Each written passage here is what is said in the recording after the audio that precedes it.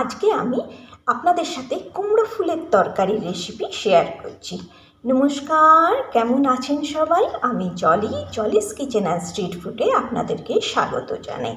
এই তরকারিটি বানাবার জন্য আমার প্রথমে লাগবে কুমড়ো ফুল। এখানে আমি 14টা কুমড়ো ফুল নিয়েছি। কুমড়ো ফুলটাকে ভালোভাবে বেছে নিতে হবে, বোটাগুলো ছাড়িয়ে দিতে হবে। আর কুমড়ো ফুলের মধ্যেখানে যে লম্বা হলুদ রঙের অংশটা আছে ওটাকে ফেলে দিতে হবে। দেখুন আমি যেমনভাবে করছি আপনারা ঠিক এইভাবেই কুমড়ো ফুলটাকে পরিষ্কার করে নেবেন। বোটাটা ফেলবেন না, বোটাটার চারিদিকে যে সবুজ অংশটা আছে ওটা ছাড়িয়ে দেবেন, তারপরে ওটা রেখে দেবেন। আর যে ডান্ডিটা আছে ডান্ডিটাকেও ফেলবেন না, ডান্ডির আঁশ ছাড়িয়ে দেবেন। আঁশ ছাড়াবার পরে আপনি ওটাকে ছোট ছোট টুকরো করে রেখে দেবেন। কুমড়ো ফুলগুলো একটু দেখে নেবেন যাতে বাসি না হয়। যেদিন ওঠাবেন সেদিনই আপনারা এই তরকারিটা বানিয়ে নেবেন। এই কুমড়ো ফুলগুলো ছাড়াবার পরে জলের মধ্যে ভালোভাবে ভিজিয়ে ওটাকে ধুয়ে নেবেন। 2-3 বার ধোবেন, কেন ফুলের মধ্যে অনেক মাটি থাকে। আর কুমড়ো ফুলগুলোকে একটু ছিঁড়ে দেখে নেবেন ভেতরে কোনো পোকামাকড় আছে কি না, কেন কুমড়ো ফুলের ভেতরে অনেক সময় পোকামাকড়ও থাকে। আপনারা তো কুমড়ো ফুলের বড়া সবাই খেয়েছেন, একবার এইভাবে তরকারিটা বানিয়ে খাবেন, দেখবেন খেতে খুব ভালো হয়। আমরা তো শহরে থাকি, সবসময় এই কুমড়ো ফুল পাই না। এইটুকু কুমড়ো ফুল আমাকে 20 টাকা দিয়ে কিনতে হয়েছে। গ্রামের লোকেরা সবসময় সব কিছু পেয়ে থাকেন, কিন্তু শহরের লোকেদের কাছে এগুলো খুব দুর্লভ জিনিস, সেই জন্য পেলে আর হাতছাড়া করা যায় না। দেখুন আমি কুমড়ো ফুলগুলো সব কেটে নিয়েছি, কেটে নিয়ে ভালো করে জলে 2-3 বার ধুয়ে নিয়েছি। ধুয়ে নেবার পরে এখন আমি কুমড়ো ফুলগুলোকে কেটে নেব। কুমড়ো ফুলগুলো তো খুব তাড়াতাড়ি সেদ্ধ হয়ে যাবে, ওই জন্য বেশি ছোট করে কাটার দরকার নেই, বড় বড় করেই আমি কুমড়ো ফুলগুলোকে কেটে নিচ্ছি। এই তরকারিটা আপনারা পেঁয়াজ রসুন দিয়েও বানাতে পারেন, আবার পেঁয়াজ রসুন ছাড়াও বানাতে পারেন। আপনাদের যেমন ইচ্ছে আপনারা সেরকমভাবেই বানাতে পারবেন।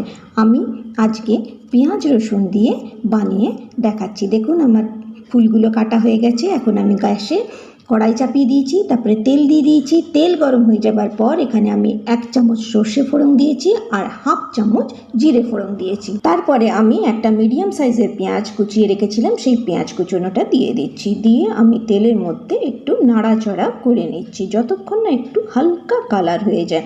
হালকা কালার হয়ে যাবার পরে আমি এখানে একটা কাঁচা লঙ্কা কুচিয়ে দিয়ে দিচ্ছি। দেবার পরে আবার নেড়ে নিয়েছি। দেখুন আমি এখানে একটা মিডিয়াম সাইজের আলুকে চৌকো করে কেটে জলে ভিজিয়ে রেখেছিলাম, সেই চৌকো করা আলু এখন এর সাথে দিয়ে আমি সব একসাথে মিশিয়ে একটু নেড়ে নিচ্ছি। 2 মিনিট নাড়াচাড়া করার পরে আমি এর মধ্যে একটা টমেটো কুচিয়ে দিয়ে দিচ্ছি। টমেটো কুচি দেওয়ার পরে এখানে আমি 1 চামচ নুন দিয়েছি, তারপরে 1 চামচ লঙ্কার গুঁড়ো দিচ্ছি, তারপরে আমি 1 চামচ হলুদের গুঁড়ো দিচ্ছি। দেবার পরে আমি এটাকে ভালোভাবে কষিয়ে নিচ্ছি। এখানে আমি একটুখানি জল দিয়ে দিচ্ছি। এখানে আমি গ্যাসের ফ্লেমটাকে লো করে রেখেছি। এখানে আলু টমেটো কষতে থাকুক, তার মধ্যে আমি একটা মশলা তৈরি করে নিচ্ছি। এই মশলাটা তৈরি করার জন্য আমি প্রথমে 1 চামচ গোটা সর্ষে নিচ্ছি, 1/2 চামচ গোটা জিরে নিচ্ছি, একটা গোটা শুকনো লঙ্কা নিচ্ছি, 7টা রসুনের কোয়া নিচ্ছি, 7টা গোটা গোলমরিচ নিচ্ছি। এগুলো সব আমি মিক্সিতে বেটে নিয়েছি। এখানে আমার আলু টমেটো সব কষানো হয়ে গেছে। এখন আমি ওই বাটা মশলাটা এর মধ্যে দিয়ে দিচ্ছি। বাটা মশলা দিয়ে দেওয়ার পরে যে বাটিতে আমি বাটা মশলা রেখেছিলাম সেই বাটিটা ধুয়ে সেই জলটাও এখন এর মধ্যে দিয়ে দিচ্ছি।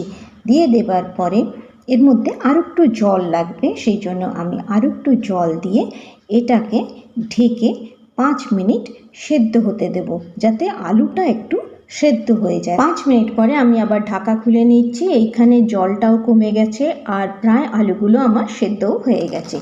এই সময় আমি এর মধ্যে ফুলের বোঁটা আর ডান্ডা যেগুলো আমি কেটে রেখেছিলাম সেগুলো সব এর মধ্যে দিয়ে দিচ্ছি। দিয়ে আমি এটাকে একটু নেড়ে নিচ্ছি।